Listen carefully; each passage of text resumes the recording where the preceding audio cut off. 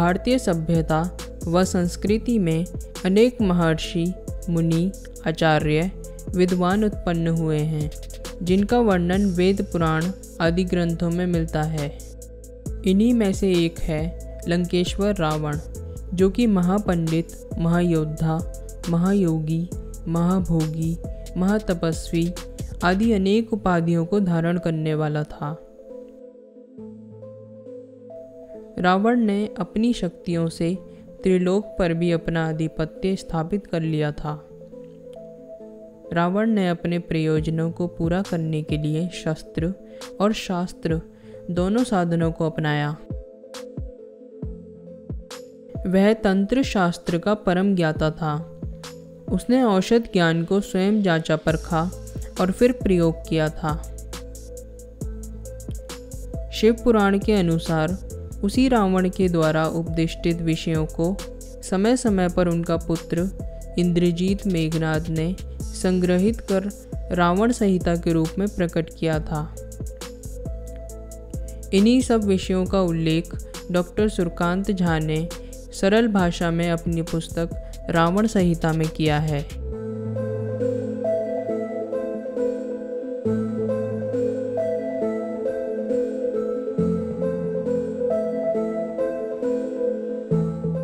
इस पुस्तक के पहले भाग में रावण के कुल के वर्णन के रूप में श्री विष्णु का राक्षसों से महायुद्ध हुआ था, जिसके बाद राक्षसों ने पातालपुरी पलायन किया। इसके बाद सुमाली के मृत्युलोक में पुनरागमन और दशानन के जन्म का वर्णन है। इसके साथ ही कुबेर का लंका छोड़ना तथा रावण का राज्याभिषेक, रावण का अत्याचार और साध्वी स्त्रियों का श्राप देना भी बताया गया है। रावण के पुत्र मेघनाद ने किस प्रकार इंद्र का अपहरण किया और ब्रह्मा जी ने उसे कैसे मुक्त कराया, इसके साथ अनेक प्रकार की कथाओं का वर्णन किया गया है। पुस्तक के दूसरे भाग में भगवान शिव की पूजा का संपूर्ण विधान मिलता है। इस भाग में रावण द्वारा संक्षिप्त पार्थिव पूजा पद्धति के साथ साथ 12 ज्योतिर्लिंगों की महिमा का उल्लेख किया गया है।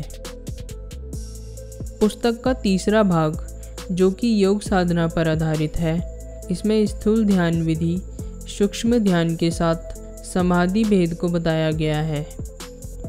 इस भाग में वशीकरण, मृत संजीवनी और इंद्रजाल का उल्लेख किया गया है।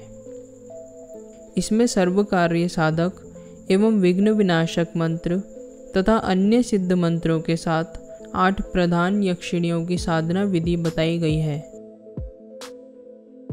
पुस्तक के चौथे भाग में औषधि विधान का उल्लेख है।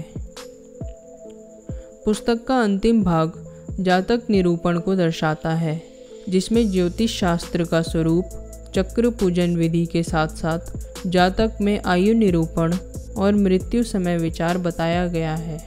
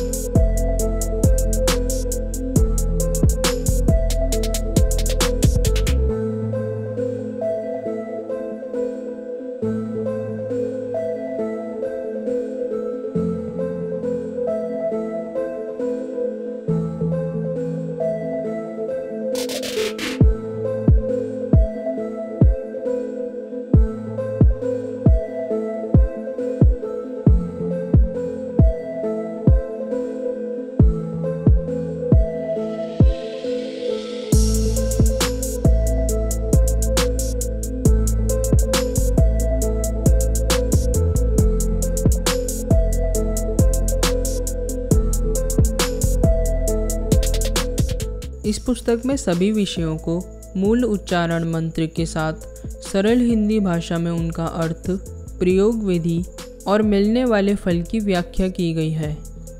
इस पुस्तक को पढ़ने से रावण के बारे में उन तथ्यों का पता चलता है जिनका किसी और पुस्तक में उल्लेख नहीं है।